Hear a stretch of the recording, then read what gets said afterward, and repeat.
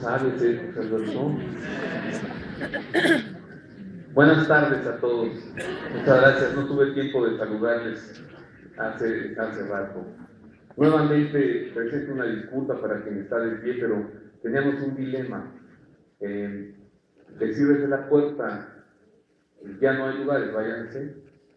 Y nos dijeron que decían, no, que o nos dejan entrar o aquí va a haber bofetadas. Ya estaban peleando allá afuera los del Instituto México contra los de Williams. Entonces, no, pues ya que él estudió aquí y yo en el Williams. Entonces, pues pensamos eso, bueno, que entren en atención a esas solicitudes. No es nuestro ideal, pero pensamos que era mejor, pues decir, pasen, aunque estén de pie, pues hacía la insistencia a decirles que no. Estamos bueno, contentas por verlos. Exacto. Un aplauso para esa mujer. Un aplauso para todos ustedes. Gracias por haber acudido a este llamado con el frío y la lluvia.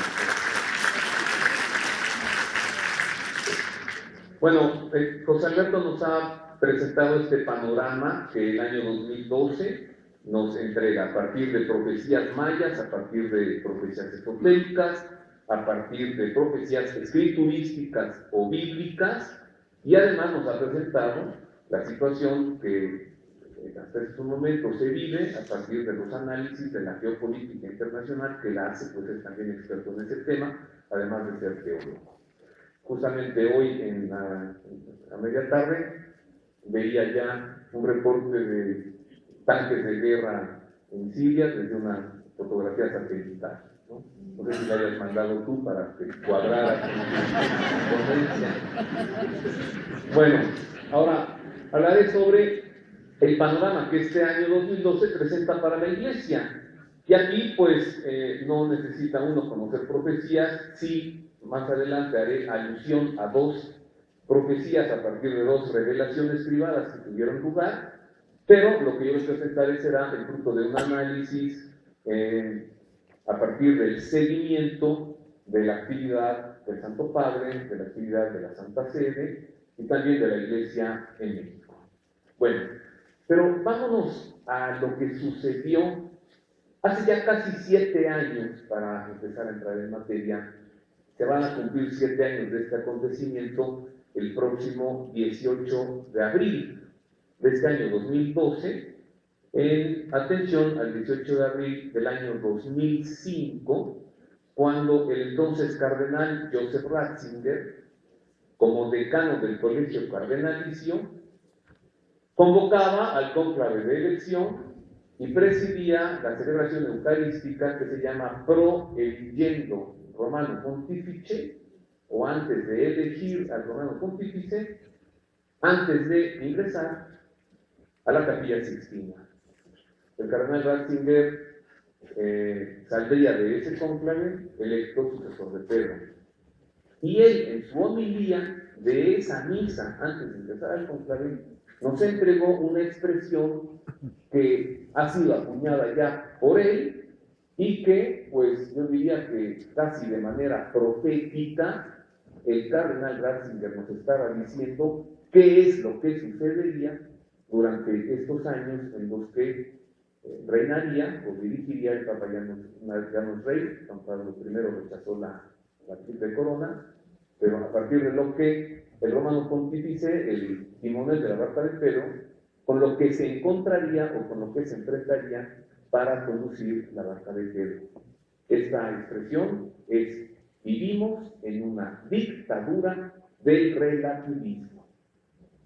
A muchos nos llamó la atención esa expresión. Otros pudieron preguntárselo directamente al Papa Ratzinger. Me refiero concretamente al periodista Peter Sibal, cuando en el libro Luz del Mundo le pregunta precisamente al ahora Papa Benedicto XVI qué es exactamente lo que usted quiso decir al referirse a que el mundo vive bajo una dictadura del relativismo. Bueno, la expresión suena dominguera y da respuesta a muchas cosas. ¿Por qué los homosexuales se casan, se intercambian anillos, firman actas matrimoniales y se dan su besito, ¿no? ¿Por qué? Porque vivimos en una dictadura del relativismo. Ah, bueno, ok. ¿Por qué hoy el aborto prevalece prácticamente en todas las naciones? Y protegido ya no el embrión humano, sino protegido el aborto bajo legislaciones. ¿Por qué? Porque vivimos bajo la dictadura del relativismo. Ah, bueno, hubiera dicho. ¿Por qué hoy el narcotráfico está presente en todo el continente americano?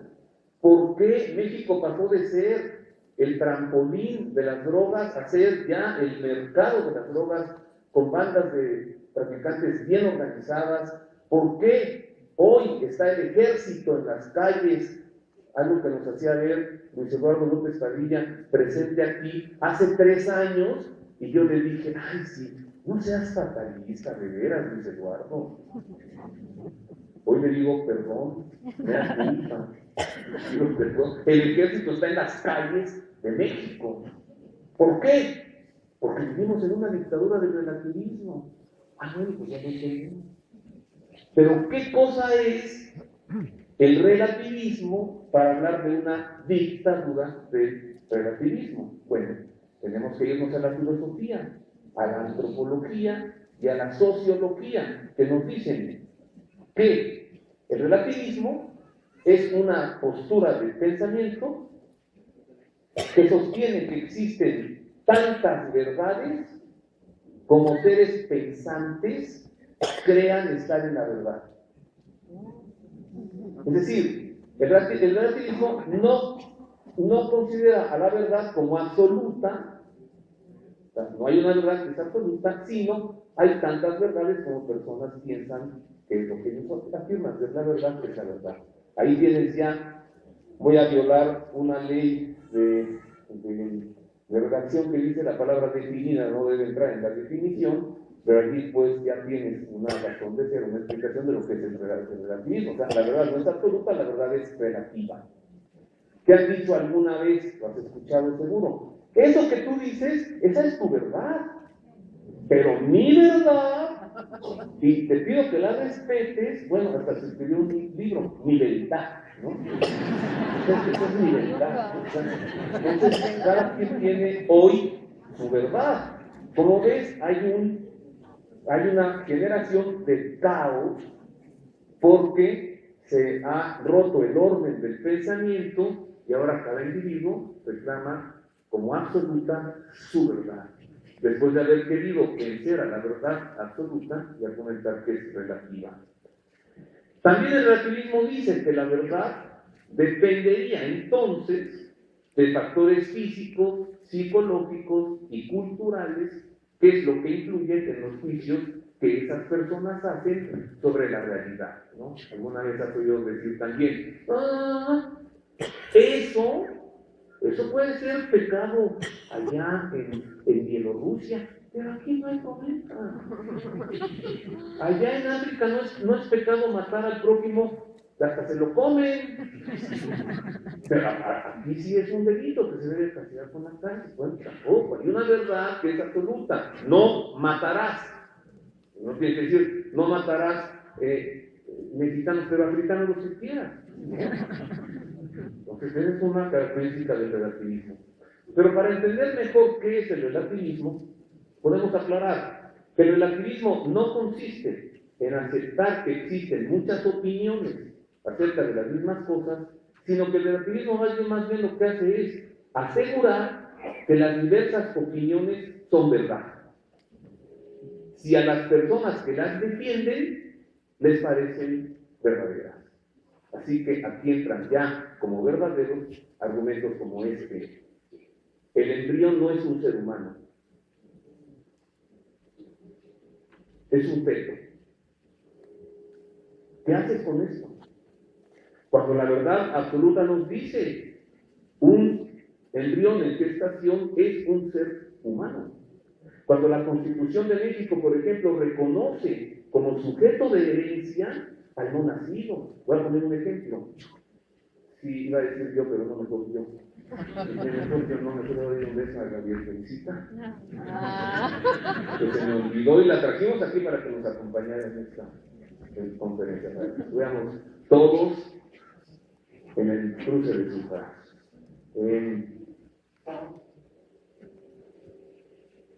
La Constitución, vamos a suponer que una persona le diagnostican un cáncer fulminante. Es un gran empresario, tiene muchas propiedades y mucho capital. Entonces va al notario y dice, yo le heredo todas mis empresas y todo mi dinero a mi hijo que no ha nacido. ¿Se puede? Se puede. ¿Por qué? Porque quiere decir que ese embrión que no ha nacido es un mexicano, es un ser humano y por lo tanto es sujeto de herencia. Como ves, hay una contradicción. Como ves, decir un embrión no es un ser humano, para algunos pretenden reclamarlo como verdad, no es verdad, es una argumentación. Y las argumentaciones, como son relativas, nunca podrán vencer a la verdad, que es absoluta. Estamos viviendo entonces bajo una postura de pensamiento, de cultura, de conducta, que se llama relativismo. En este tiempo nos tocó nacer aquí y allí. En este tiempo nos ha tocado crecer y desarrollarnos. Por eso, quienes en Dios creemos, a veces nos sentimos incómodos. A veces recibimos acusaciones de gente que nos dice, ustedes son fundamentalistas, son retrógradas, son de la Edad Media. Por reconocer a la verdad por absoluta, por reconocer a la vida humana como principio fundamental de derecho, a la libertad y a la propiedad también, sí. Porque lo nuevo es mi verdad versus tu verdad. Entonces, a esto se refería Benedicto XVI, entonces el cardenal Joseph Ratzinger, durante su homilía en aquel cónclave de elección. Él ya veía venir esto. Quise traer aquí el texto fiel de esa homilía para compartirla con ustedes. No es toda la homilía, que duró como 3 horas y media, duró como 40 minutos. Yo traje un extracto que es donde habla de este tema, es breve, dice así: la pequeña barca del pensamiento de muchos cristianos ha sido no raramente agitada por estas olas, botada de un extremo al otro, del marxismo al liberalismo hasta el libertinaje, del colectivismo al individualismo radical, del ateísmo a un vago misticismo religioso, del agnosticismo al sincretismo y así en adelante. Cada día nacen nuevas sectas y se realiza cuanto dice San Pablo sobre el engaño de los hombres, sobre la astucia que tiende a arrastrar hacia el error. Tener una fe clara, según el credo de la Iglesia, hoy viene constantemente etiquetado como fundamentalismo, mientras el relativismo, y explica el ahora Papa, es decir, el dejarse llevar de aquí para allá por cualquier tipo de doctrina, aparece como la única aproximación a la altura de los tiempos modernos. Se va constituyendo, aquí viene, una dictadura del relativismo, que no reconoce nada como definitivo y que deja como última media solo el propio yo y sus ganas. Así lo dijo, solo el propio yo y sus ganas. Yo tengo ganas de reproducirme. Bueno, no de reproducirme, de hacer el intento. Entonces, como tengo ganas, pues adelante, ¿no? Y si allí hay una concepción, pues entonces hay que matar al concebido para que se mete en las ganas. Son las ganas que yo tengo. Yo soy hombre y tengo ganas con otro hombre, además otro hombre. Además, me quiero casar con él. Tiene la explicación de esto. Entonces, se va constituyendo una dictadura del relativismo que no reconoce nada como definitivo y que deja como última media solo el propio yo y sus ganas. Nosotros, en cambio, es decir, nosotros los creyentes, tenemos otra medida, el Hijo de Dios, el verdadero hombre. Él es la medida del verdadero humanismo. Adulta no es la fe que sigue las olas de la moda y la última novedad. adulta y madura es la fe profundamente radicada en la amistad con Cristo. Es esta amistad la que nos abre a todo aquello que es bueno y nos dona el criterio para discernir entre lo verdadero y lo falso, entre el engaño y la verdad. Esta fe adulta es la que debemos madurar. Por esta fe debemos guiar al rebaño de Cristo. Les estaba hablando no al público del 11 de febrero, Día de la Virgen de Lourdes, del año 2012, en el auditorio del CUM. Les estaba hablando a los cardenales, diciéndoles, vamos viendo, señores, quién se gana la rifa del tigre. Vamos viendo, señores, a qué se va a enfrentar el sucesor de Pedro, que va a tener que conducir la barca de Pedro bajo estas circunstancias. Para dejar de lado la definición de este tiempo en el que nos ha tocado vivir y del que ya nos prevenía el ahora Papa, quiero citar finalmente lo que hace apenas un año expresa el Papa en el libro Luz del Mundo, a la pregunta concreta de Peter Sibal, cuando le cuestiona sobre su discurso previo al conclave de elección, y entonces él responde, ahora, ya Joseph Ratzinger, ya siendo Papa, ya después de 6 años en el pontificado. Fíjate qué interesante va a resultar esto, lo que predijo y lo que él dice hoy. Está a la vista que el concepto de verdad ha caído bajo sospecha. Por supuesto, es cierto que se ha abusado mucho de él. En nombre de la verdad se ha llegado a la intolerancia y a la incredulidad, y a la crueldad. En tal sentido, se tiene temor cuando alguien dice que tal cosa es la verdad o hasta afirma poseer la verdad. Nunca la verdad la poseemos. En el mejor de los casos, la verdad nos posee a nosotros. Nadie discutirá que es preciso ser cuidadoso y cauteloso para reivindicar la verdad, pero descartarla sin más como inalcanzable ejerce directamente una acción destructiva. Entonces, tenemos a un romano pontífice que está conduciendo la barca de Pedro con pincitas, y que como lo han llamado, sus resbalones, sus confrontaciones, sus divergencias que ha provocado es porque ha tenido que salir eventualmente con una mayor fuerza a defender la verdad. Y ha tenido como respuesta esta ola de relativismo que se le viene encima a él y a la Iglesia. Este relativismo lleva al ser humano a tener una impostura ante la autoridad. Hoy se desecha la autoridad. Extrañamente, cada uno defiende, reclama y exige sus derechos. Yo tengo derecho a hacer puñal. Bueno, sí, tengo derecho a hacer y como soy puñal, tengo derecho a casar. Bueno, pues cásate, pero no salgas al Paseo de la Reforma a hacer tus joterías encuerado. O sea, ¿por qué? ¿Por qué hemos de soportar? ¿Ok? Tu verdad, etcétera, etcétera.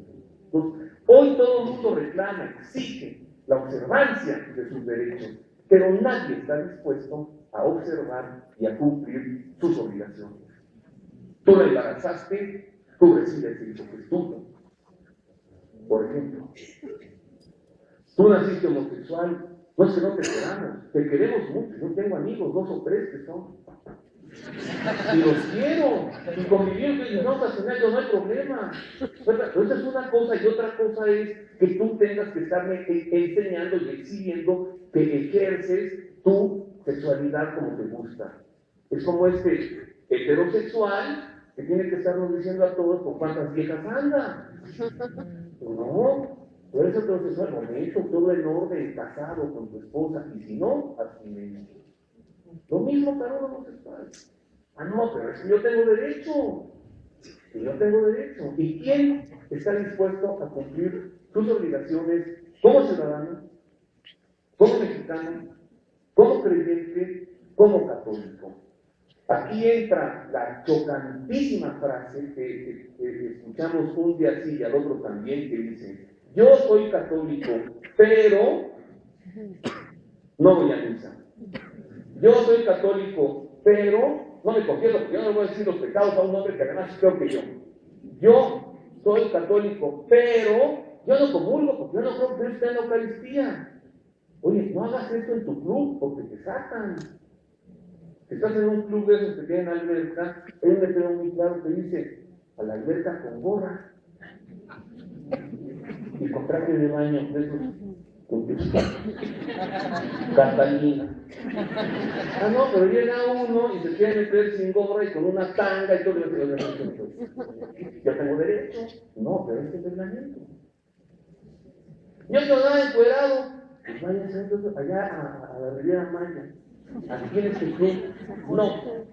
Pues tienen que cambiar las reglas en este club y voy a tomar reforma y voto por voto y casilla por casilla, por y mis derechos y la madre y el padre. No, señor, el asunto no es cambiar aquí la cosa para su gusto. El asunto es que usted, para formar parte de este club, tiene que usar gorra. El asunto es que para que usted sea católico, tiene que ir a misa todos los domingos, fiestas de guardar, confesarse y comulgar al menos una vez al año, y si es en el tiempo de Cuaresma, que van a ser el 22 de febrero, mejor. Es el tiempo pues que estamos viviendo. Que nadie se espante, no es que la iglesia esté perdiendo adeptos, no es que la iglesia esté fuera de moda, no es que la iglesia sea una institución hoy caduca y antigua, no. Lo que sucede es que la iglesia es la institución más antigua, con más credibilidad y con más verdad que ninguna otra. Y como el relativismo se opone de suyo a lo que es autoridad, bueno, hay una impostura hacia todo lo que sea orden, verdad, religión, iglesia, santidad, observancia, buena conducta, santidad, búsqueda de plenitud de perfección. Ese es el tiempo en el que estamos viviendo. Ahora, muy significativo de todo esto es ya más cercano hacia nuestros días, el mensaje que el Papa Benedicto XVI entregó a todas las naciones del mundo al inicio de este año. No es una cosa extraordinaria.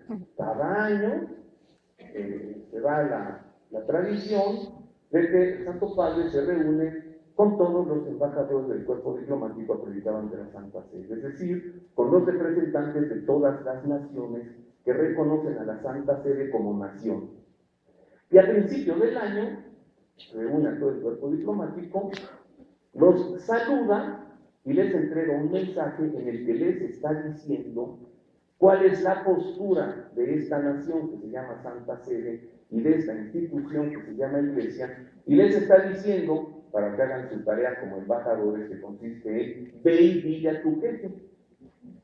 Ve y dile a tu jefe, es decir, a tu presidente, a tu rey, a tu dictador, a tu peor es nada. Ve y dile a tu presidente legítimo y al ilegítimo también. Ve y diles que durante este año nosotros pensamos que la situación está así y que vamos a actuar en consecuencia. El año pasado, el discurso ante los embajadores, es decir, ante las naciones, se centró en un tema que se llama libertad religiosa, camino para la paz.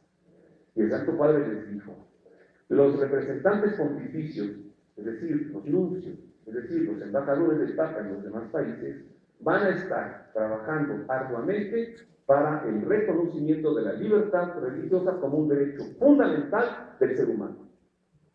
Los últimos días de diciembre del año pasado se liberó el artículo 24 de la Constitución mexicana para que se reconozca la libertad religiosa como un derecho humano. Ese paso ya se dio. Pero ahora los relativistas están alegando que ¿por qué? Que no. El Estado es laico, chato. Una cosa es que el Estado es laico, por eso, porque el Estado es laico, por eso debe reconocer la libertad religiosa como un derecho fundamental. Entonces, lo que el Santo Padre dijo a inicios del año 2011, nos lo cumplió al menos en México. Ahora, ¿cuál es el discurso que él entregó? ¿Cuál es el mensaje para 2012? pónganse el cinturón de seguridad, porque nunca en mi vida había oído yo hablar al Papa así. Te lo voy a poner. Dice el Santo Padre, te prevengo, nunca, como ahora, hemos vivido tantas crisis. Una crisis económica, una crisis moral, una crisis de valores y una crisis espiritual. Este es el escenario, no te lo digo yo, lo dice un señor que se llama Benedicto XVI. Ahí te lo pongo.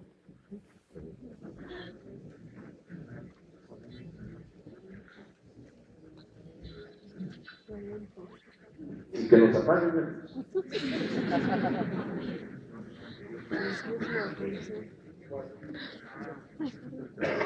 Muy listos con el texto. Y la luz, por favor.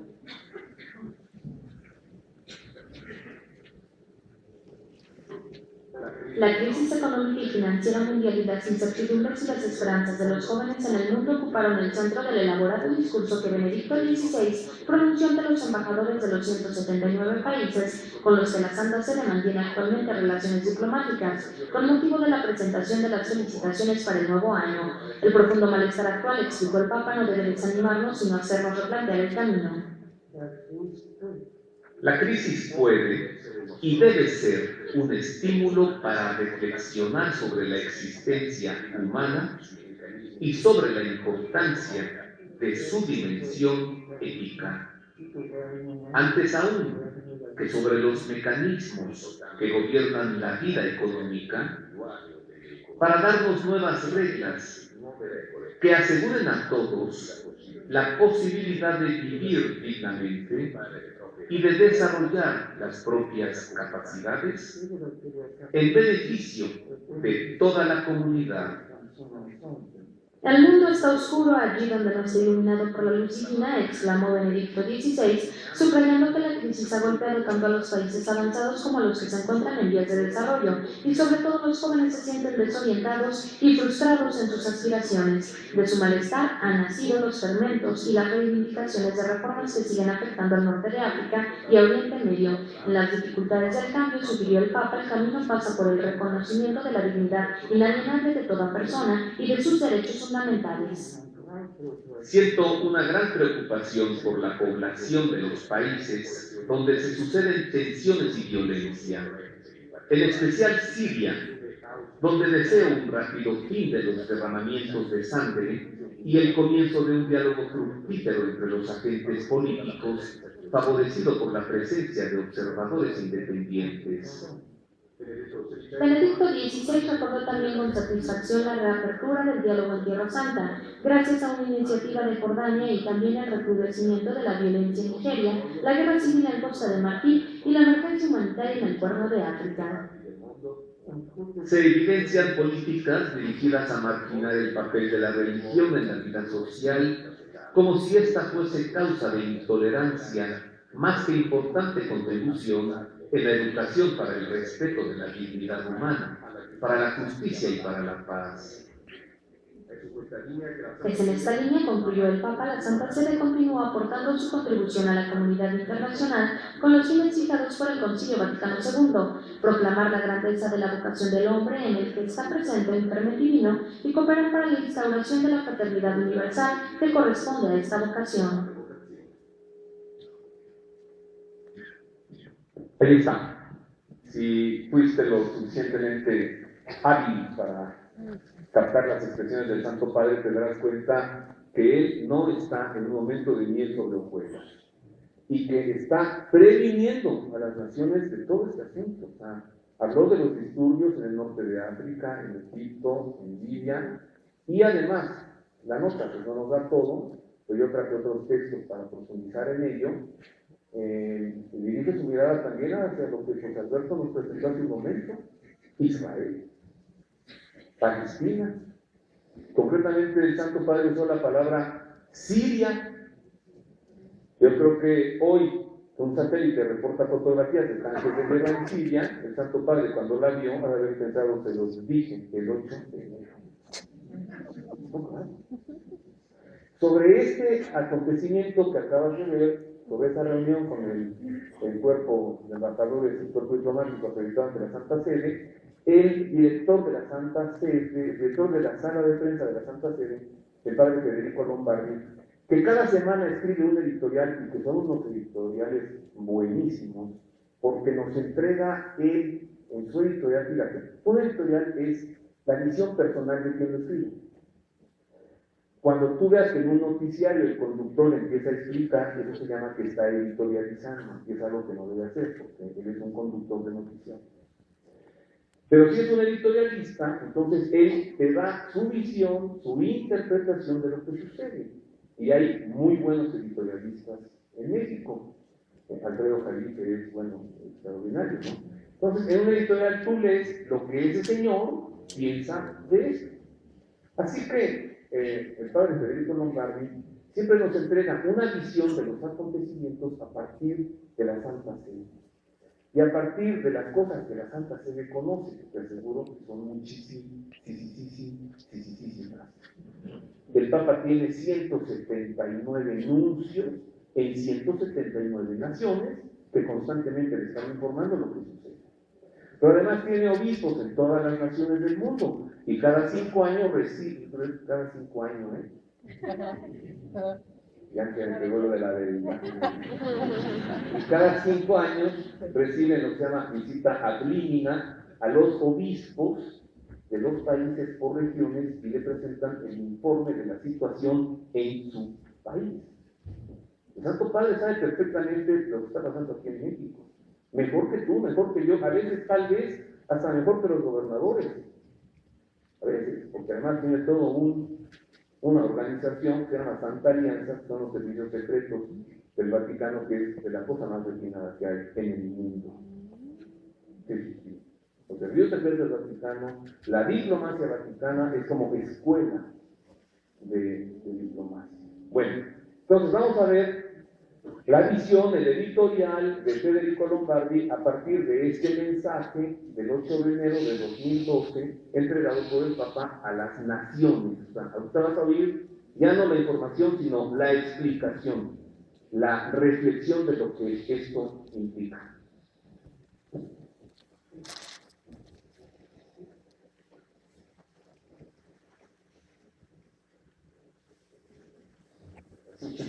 La sequía que ha golpeado la región del Cuerno de África ha creado una situación dramática de emergencia humanitaria de la que la población somalí es la víctima principal. Hambre y sed empujan a esto.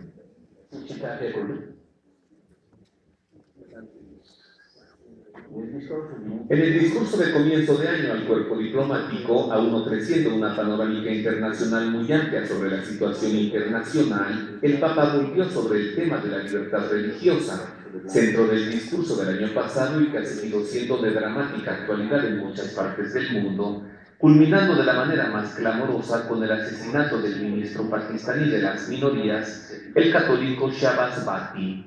A este propósito señalamos el reciente informe anual de la ONG Internacional Evangélica Puertas Abiertas sobre la persecución de los cristianos en el mundo, que trata el conjunto de las denominaciones cristianas.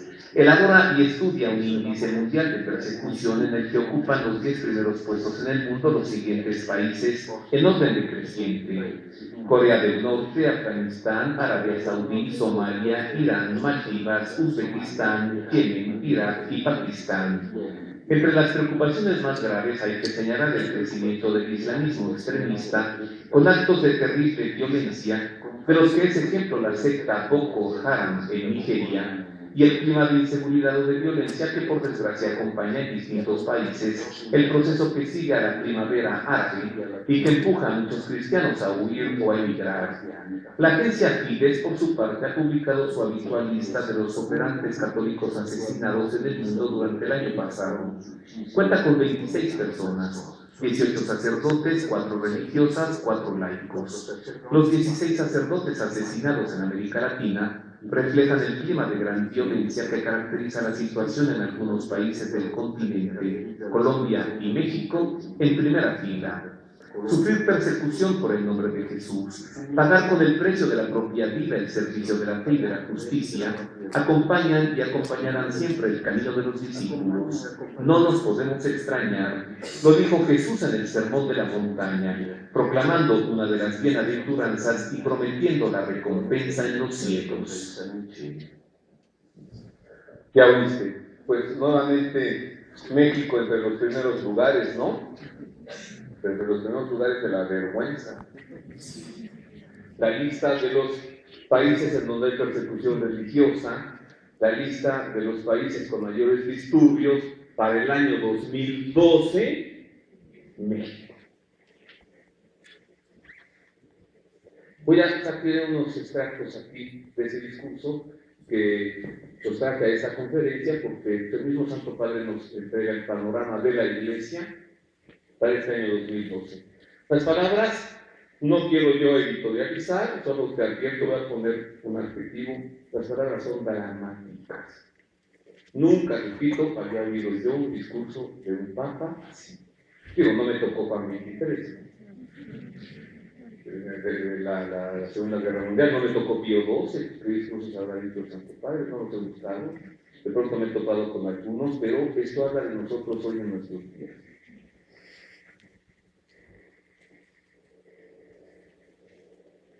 Allí donde no resplandece la luz divina, el mundo está en sombras.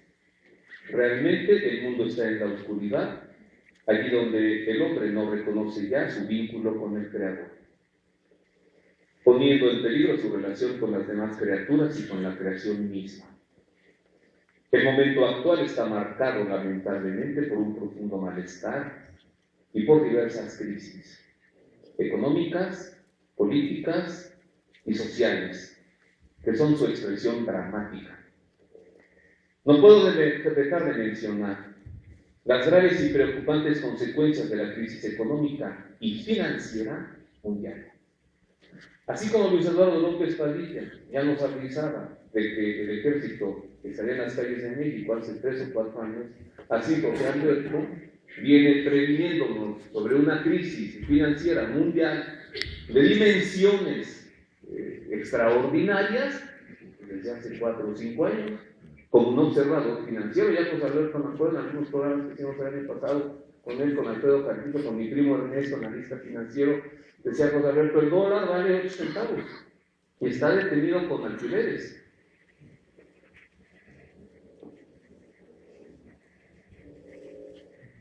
Esta crisis no solo ha golpeado a las familias y empresas de los países económicamente más avanzados, sino que ha marcado también la vida de los países en vías de desarrollo.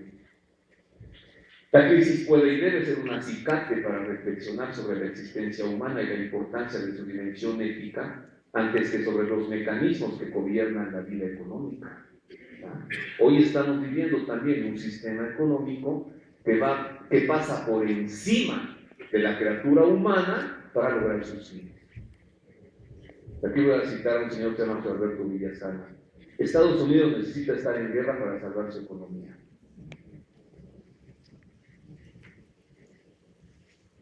Los efectos de la situación actual de incertidumbre afectan particularmente a los jóvenes. Su malestar ha sido la causa de los fermentos que han golpeado diversas regiones, sobre todo África del Norte y Oriente Medio, donde sufren pobreza y desempleo. Pero en la falta de expectativas seguras se han puesto en marcha un movimiento de reivindicación de reformas y de participación más activa en la vida política y social. Pero el respeto de la persona debe estar en el centro de las instituciones y las leyes. ¿Tuviste las imágenes de la muerte del coronel Gaddafi? Eso es diabólico. ¿Tuviste la ejecución de Saddam Hussein? ¿Has visto las fotografías de la ejecución de Saddam Hussein? Lo ahorcaron. ¿Has visto las fotografías de las cárceles? ¿Cómo tienen a los palestinos, los norteamericanos? ¿Has visto las fotografías de las cárceles en Cuba, de los norteamericanos en Cuba? Es diabólico. ¿Y has visto las fotografías de los periódicos de México, las primeras planas, todos los días con los descabezados, con los descuartizados? Es el demonio. O sea, ya no es una guerra entre pandillas, como la que se dio en Chicago en los años 20 con los Gangsters y con Al Capone y los Intocables y el Hotel Ness. Ya no es eso, esto es diabólico. El Papa lo sabe. Y, bueno, voy a avanzar. Quiero llegar a un punto del que José Alberto ya nos hablaba hace un momento, pero ahora en palabras del Papa. ¿Tú no le escribiste qué? Dice, siento gran preocupación por la población de los países que sufren todavía tensiones y violencias, en particular Siria.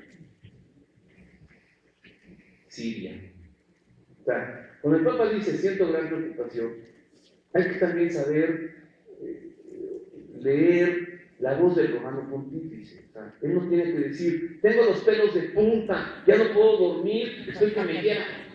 Como decía, el Papa no habla así. Así hablamos nosotros. El Papa dice, siento gran preocupación por la situación en Siria. De todos los países que hay en el mundo, el Papa dice Siria. Confío en que se inicie un diálogo fructífero entre sus actores políticos, escucha con atención lo que viene, favorecido por la presencia de observadores independientes.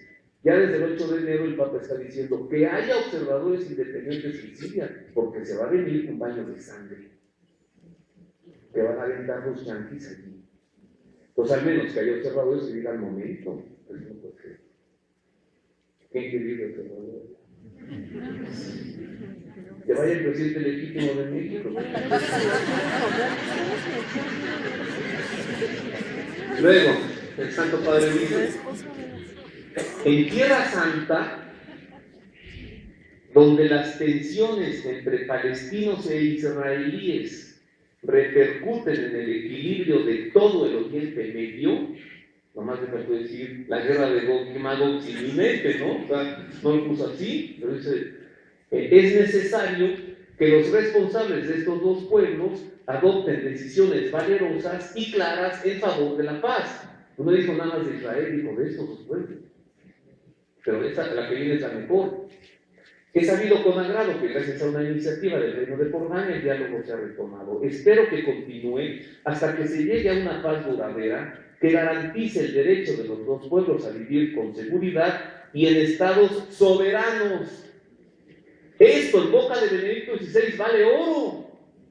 Porque así como José Alberto nos hablaba de que en la ONU se creó el Estado de Israel en 1948 y los israelíes ocuparon las tierras palestinas en 1967, porque se es un pueblo libre desde entonces. Y ahora el Papa dice que se reconozca la soberanía de los estados de ambos pueblos, es decir, que se cree el Estado de Palestina. Sí, dale. ¿Por qué no? O sea, es una cosa hoy de una intolerancia y de una discriminación. ¿Por qué sí puede haber un Estado de Israel y no puede haber un Estado palestino? Allá se mueren de hambre, están las familias divididas, con muros de 8 metros de concreto de alto que han partido a las familias en dos. Con jóvenes que tienen cuernos de chivo, metralletas, están realistas hacer el servicio de carga israelíes de 17 años. Y que les ponen las armas en las cabezas ancianitas palestinas. Y que cuando ese pueblo dice, queremos el reconocimiento de nuestro Estado, medio mundo y la ONU la primera, y Barack Obama, el presidente de Estados Unidos, el segundo, dice no. E Israel el tercero, pero Estados Unidos dice lo que Israel le dice que diga.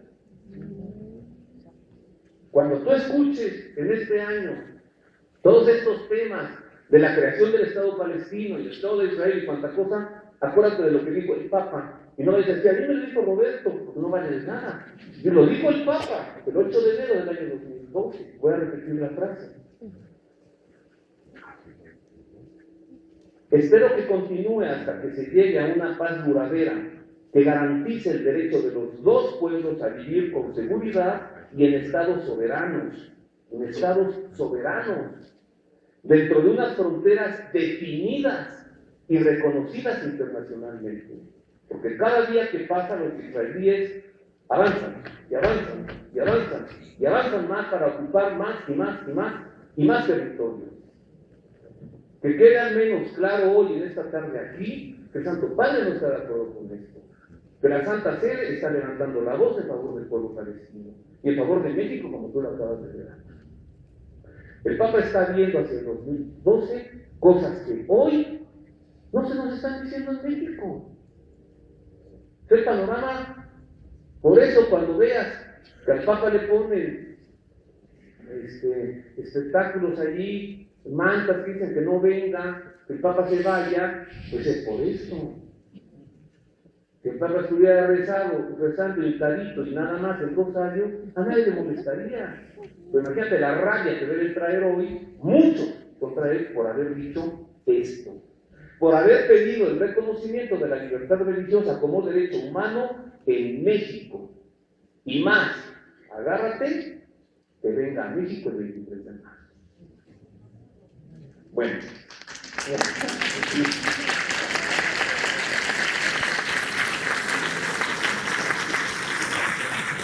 Voy a ir ya terminando porque mi tiempo acaba a las 9 de la noche y ya faltan 10 minutos. A las 7.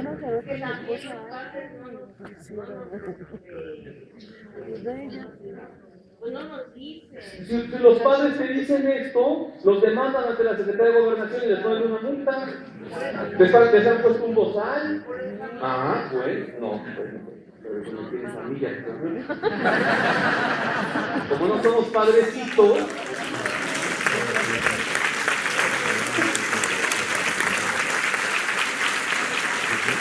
gracias. Como somos laicos, podemos decir, bueno, entonces, servir al Señor como sacerdote, servir al Señor como laico. Cada quien en su lugar es el suyo. Bueno, un tema que parece ser que como era del año 2012 ya se nos olvidó. Y son 15 millones de personas muriéndose de hambre. No porque pasamos de año, eso se acabó. José Alberto nos hablaba hace rato de los 4 jinetes del Apocalipsis, uno de ellos es el hambre. Y el hambre es otra manera de decir debacle económica financiera mundial, es otra expresión, ¿no? Como fruto, como producto de las crisis económicas, lo que viene es el hambre. Ok, vamos a recordar lo que está sucediendo en el Cuerno de África y en Somalia. Una sequía como nunca, problemas de autoridad, problemas políticos como nunca, y 15 millones de personas muriendo de hambre y desplazándose de sus territorios hacia los países vecinos. Algunos enviamos donativos, otros no. Pero el problema no acaba. Y esto que actualmente se vive en el Cuerno de África, esto va a llegar a otras naciones. Seguro. ¿Por qué? Porque el sistema económico mundial es el mismo. Porque no ha cambiado. Porque al contrario, cada vez la evidencia de la crisis económica que va a tronar en Estados Unidos, pues no tiene solución. La única solución es momentánea. Al presidente de Estados Unidos le acaban de autorizar un endeudamiento más en el Congreso. Pero para que me entiendas, autorizarle un endeudamiento es como si tú tienes una tarjeta de crédito con un límite de 50,000 pesos, ya debes 60,000, ya están los abogados tocándote en la puerta y quitándote tu casa, y de pronto dice el banco, le vamos a ayudar, ya le aumentamos su línea de crédito a 100,000. ¡Ay, qué buena onda! Le gastas, llegas a 100,000, te repite la situación, te están tocando, te vas a gastar, le vamos a ayudar, le vamos a aumentar la línea de crédito a 150,000. Hombre, muchas gracias. Es lo que está pasando en Estados Unidos. Y por eso la situación de hambre va a salir del Cuerno de África y va a llegar a otros lugares. Vamos a ver esta nota. También es breve, 2 minutos. Es del padre Lombardi también, no dijo.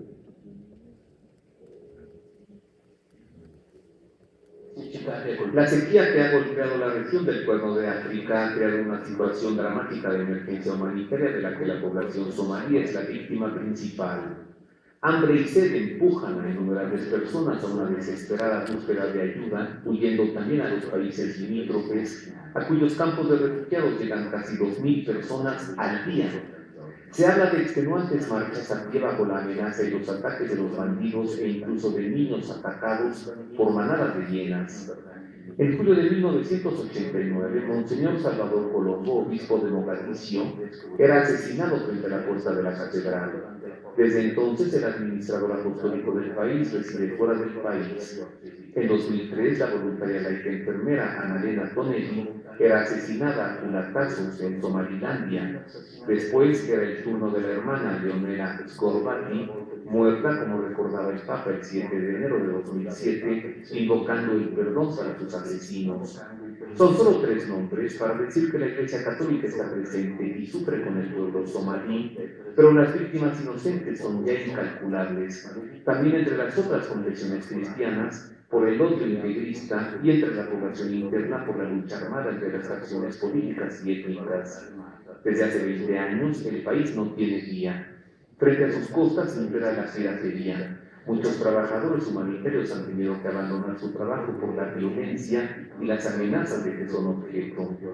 Aunque el Papa recuerda a Somalia cada año en su discurso a los diplomáticos, está extendida la sensación de que la opinión pública mundial y la comunidad internacional se han resignado y han abandonado su destino a este desgraciado país. Intentamos también nosotros olvidarlo, o conseguirán las horribles imágenes y los angustiosos llamamientos de estos días despertar nuestro sentido de responsabilidad y de solidaridad. Bueno, ¿alguna vez escuchaste tú la voz de un jefe de Estado llamarnos la atención sobre la situación de hambre en el Cuerno de África y de Somalia? No. Qué bueno que al menos esté la voz del Papa. Voy a terminar con un asunto que obligadamente debo tratar, y es el asunto de la pedofilia o los abusos sexuales asquerosos, puercos, cochinos, espantosos, terribles, execrables y de vómito que han cometido algunos miembros del clero de la Iglesia Católica. Dice algunos. Sin duda es Benedicto XVI. ¿Me pueden dar luz, por favor, en el alma? Ponme luz, Pedro, por favor. Es una realidad, es una triste realidad, pero si alguien ha puesto manos en acción es Benedicto XVI, desde el inicio de su pontificado. Mientras se desarrollaba el cónclave de elección del que salió electo, aquí en México estaba ya Monseñor Cicluna, en el convento de las Madres Brígidas del Santísimo Salvador en San Pedro de los Pinos. Allí se instaló para interrogar a algunos clérigos acusados de esto y a las víctimas de abusos sexuales. Y regresó para entregarle un informe al Papa Benedicto XVI. Él ha agitado el árbol para que caigan los frutos podridos. Por eso también el Papa ha sido tan duramente atacado, créemelo, desde adentro de la Iglesia. Él lo dijo alguna vez como un llamado de auxilio en el viaje de avión de a España, creo. De España dijo que los ataques más fuertes hacia la figura del romano pontífice están viniendo de adentro de la Iglesia. Entonces, el Papa ya lo olvida. Él ha actuado con firmeza en el tema de los abusos sexuales, no solo para castigar, también para sacar esto a la luz. Nos ha invitado a todos, donde el libro está abierto, vengan todos los que sepan, pongan, denuncien, avisen. Es decir, yo lo traduzco como cero tolerancia en el tiempo de Benedicto XVI hacia los abusadores sexualmente de niños en el clero. Pero acaba de brotar un nuevo escándalo que son acusaciones y son calumnias con falsedad, hay que decirlo, hacia las operaciones financieras en la Santa Sede. Lamentablemente se vio involucrado un arzobispo, que fue el prefecto del gobernador, el jefe de la gobernación del Estado Vaticano, de la Ciudad de Estado del Vaticano, digamos el presidente municipal de la Ciudad de Estado del Vaticano, el gobernador, ¿no? El antecesor al Giuseppe Bertelo, el arzobispo Viganò. Entonces, el Papa sacó a Viganò por su buen desempeño y lo envió como nuncio a Estados Unidos. Y puso en su lugar a Giuseppe Bertelo, quien fue nuncio en México bajo Juan Pablo II. Hay que decir que Giuseppe Bertelo es muy amigo del cardenal secretario de Estado, que es Tarcisio Bertone, y que Bertone había sugerido llevarlo de México y ponerlo como nuncio en Italia, porque tiene una hermana que está muy enferma. Monsignor Bertelo, para que estuviera cerca de su hermana, lo puso como nuncio ante Italia. Y como se desempeña muy bien, pues lo pusieron como jefe del gobernatorato de la ciudad-estado del Vaticano, que era el obispo Vigano como nuncio a los Estados Unidos. Pues allá mandó unas cartas al Santo Padre diciendo que hay desorden en las finanzas. Estas cartas, algún traidor, algún infiltrado, algún masonete metido en la iglesia, las llevó a un programa de televisión, lo sacaron allá en Roma y se hizo un escándalo que está ahorita disperso por todo el mundo, escándalo en las finanzas vaticanas, y además otra vez manchado el famoso IOR, el Instituto per le Opere della Religione, o el Instituto para las Obras de la Religión, que también fue un instrumento muy duramente probado en tiempos de Juan Pablo I, cuando él murió de extraña manera, justo cuando el mismo IOR estaba en manejos oscuros con las finanzas, en vínculo con la banca, algunos banqueros mafiosos italianos y de masonería. Entonces, lo que está ahorita brotando en esto es algo muy nuevo, que sin duda va a estar presente durante todo el año 2012 y va a ser un asunto muy fuerte para la Santa Sede. Son estos dos, los abusos sexuales y los asuntos económicos y financieros del Vaticano. Nuevamente, que no lo diga yo, que sea la información que nos viene desde allá. Otra vez, la lectura del director de la sala de prensa de la Santa Sede, el padre Federico Lombardi, nos habla sobre estos dos escándalos: abusos sexuales y transparencia en los manejos del dinero. Vamos.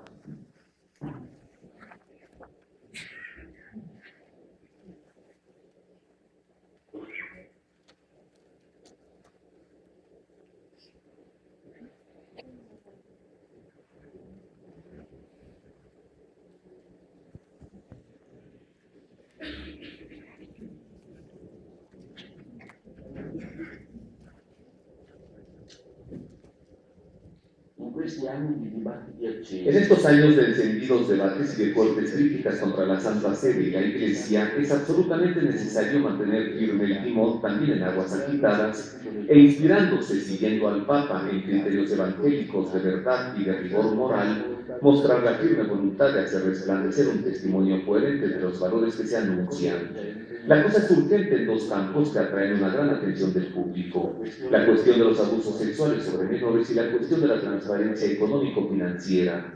En el primer campo, la línea trazada por el Papa y el trabajo realizado en distintas iglesias locales, duramente probadas por el escándalo, han puesto en movimiento una serie cada vez más amplia de iniciativas de escucha de las víctimas, de intervención de ayuda, de profundización de las causas, de responsabilidad y de prevención, por lo que se puede decir con confianza que estamos en el camino correcto. El reciente congreso en la Universidad Gregoriana de Roma hacia la curación y la renovación, con la participación de representantes de más de 100 conferencias episcopales y 30 órdenes religiosas, y con la puesta en marcha de un centro internacional que continuará sus iniciativas, es la prueba.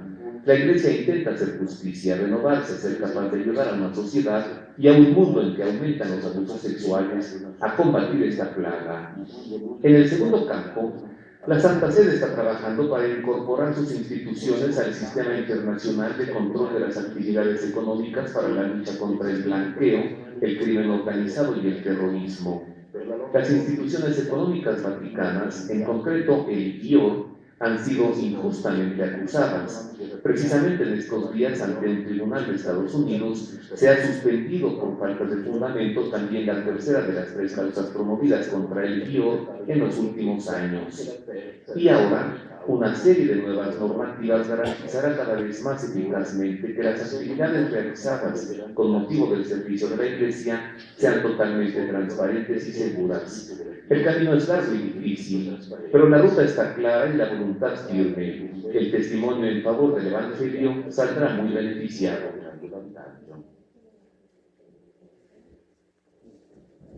Pues ahí tienes los dos escándalos o los dos temas que estarán presentes en la Iglesia durante este año 2012, los abusos sexuales, pero como ves, justamente esta semana que hoy termina, en la Universidad Gregoriana de Roma tuvo lugar este congreso con presencia de 100, de obispos de 100 conferencias episcopales de 100 países y de 30 órdenes religiosas para trabajar en el asunto este de lo que sería evitar los abusos sexuales y exterminar esta plaga espantosa, asquerosa, cochina, puerca, infame, sucia, cruel, despiadada e infiel, y los que me faltan todavía, pero no tengo tiempo, de algunos clérigos en la iglesia. Y el otro, el asunto del Gior y de la economía y las finanzas del Vaticano. Bueno, termino en 5 minutos más para pasar a la parte de las preguntas y respuestas, que ya veo que hay así como unas expresiones famélicas de yo quiero presentar mi pregunta.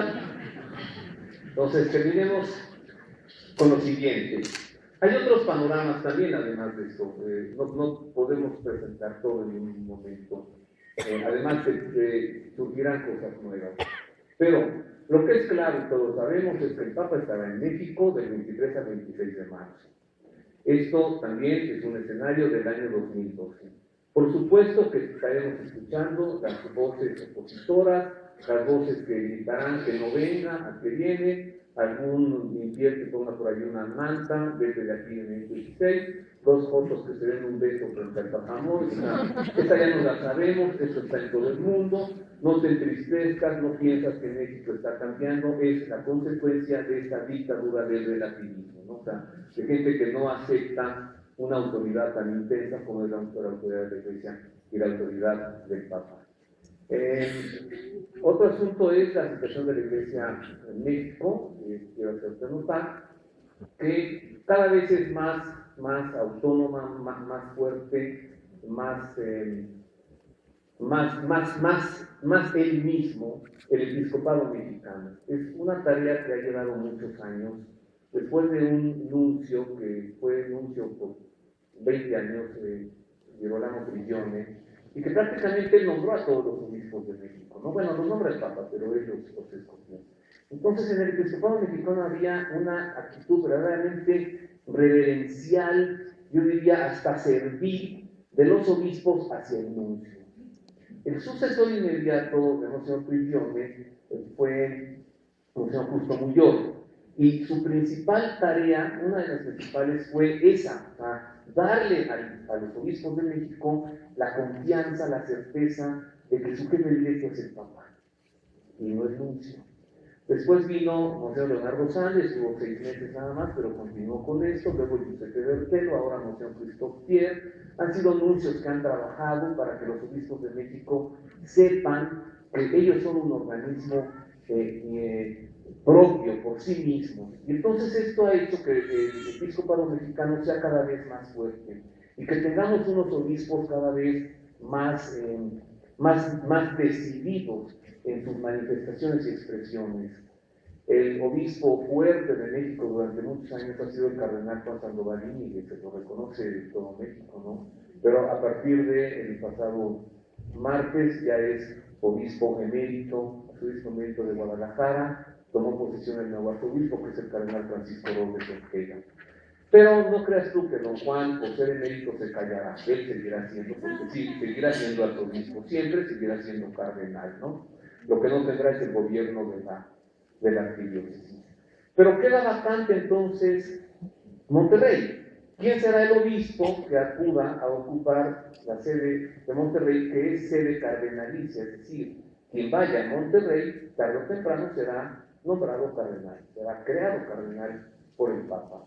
Así que, de los cardenales mexicanos que tenemos hoy, que son 3, Norberto Rivera Carrera, el arzobispo primado, Juan Sandoval Íñiguez, el arzobispo emérito de Guadalajara, Francisco Robles Ortega, el arzobispo de Guadalajara, los 3 con acceso al cónclave de elección en la sucesión del Romano Pontífice, y uno que a todo el mundo se le olvida, el cardenal Javier Lozano Barragán, ya de más de 80 años de edad, que no ingresaría a un cónclave de elección. Entonces, el escenario para 2012 también será, sin duda, el nombramiento del arzobispo de Monterrey. Y quien vaya allá será un 5º cardenal mexicano, 4º con derecho de participación en el cónclave. El hombre fuerte de la Iglesia de México hoy en nuestros días es, sin duda, Carlos Aguiar Retes, arzobispo de Tlalnepantla, presidente de la Conferencia del Episcopado Mexicano y presidente también del Consejo Episcopal de Latinoamérica. Entonces, él viene siendo la cabeza de todos los obispos del subcontinente latinoamericano. Esto hace que la Iglesia de México y América Latina sea más fuerte que la de Estados Unidos. Todo esto puede hacernos pensar, por supuesto, en que las acciones de los obispos de México en el año 2012, un año también de elecciones federales y locales, no serán tan débiles como antes. ¿Verdad?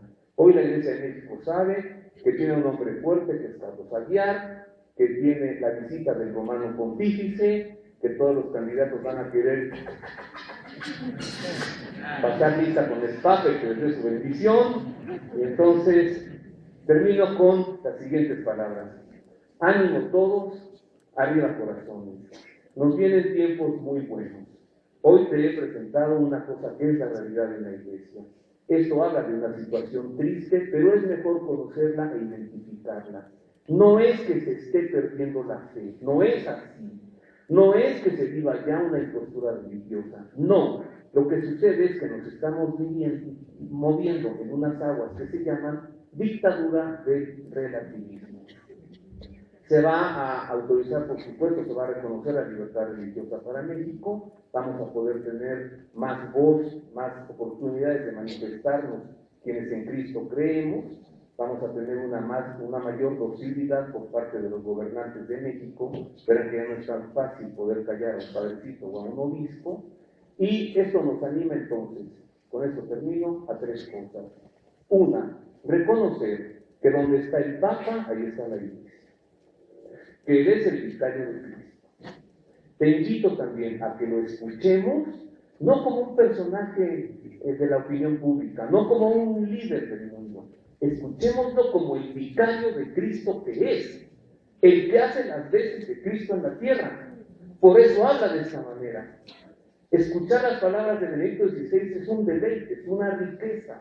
Tiene palabras para todos los hombres y mujeres de nuestro tiempo, para todas las naciones, para todas las circunstancias y vicisitudes. Escuchemos hablar al que hace las veces de Cristo aquí. Expresémonos nosotros también. Quien ha conocido a Cristo no se puede callar. Demos razón de nuestra fe, diciéndolo con valentía, pero sobre todo también con actitudes concretas de vida, con buenas conductas, con buenas posturas, amando al prójimo. Lee el mensaje para la cuaresma del 2012. Golgo también lo publica el próximo lunes. Está en la página de la Santa Sede también. Está hablando sobre la relación con el prójimo. Hay que leerlo, hay que digerirlo, hay que vivirlo. Y por último, no lo sé, no lo sabe nadie, si el año 2012 puede hacer un cambio de romano pontífice. Yo pido a Dios por el Santo Padre, pero tiene 86 años. Va a cumplir una vez 86 años. Sobreviviente de un infarto cerebral, tiene un ojo que no le funciona. Pidamos por él. Pero también pidamos al Señor y a la Virgen Santísima, nuestra, la de Guadalupe, que esa sucesión sea como debe ser. Que veamos al Papa enfermo, que lo veamos morir, que lo veamos muerto, que lo veamos sepultado, que veamos una convocatoria al cónclave como debe ser, un cónclave que se desarrolla y un sucesor de Pedro electo como debe ser. Porque cualquier otra cosa, que el Papa no lo vemos, que está enfermo, que no podemos tener acceso a él, que ya no lo escuchamos, que no sabemos de él, que el cónclave se desarrolla de maneras raras, que nunca vimos el cadáver del Papa y hay otro Papa sentado en la silla de Pedro, esto pudiera dar cumplimiento a dos profecías. La que dio San Pío X en una visión al celebrar la Santa Misa y la que la Virgen de Fátima le entregó a los videntes en la tercera parte del secreto cuando les dijo lo mismo que San Pío X dio. Veo a un obispo vestido de blanco, salir huyendo de una ciudad en ruinas, cruzar sobre los cadáveres de muchos sacerdotes y obispos y subir a una montaña donde muere saeteado o balaceado. Que esto no vaya a suceder jamás. Que veamos el desarrollo de este pontificado y del que sigue como debe ser.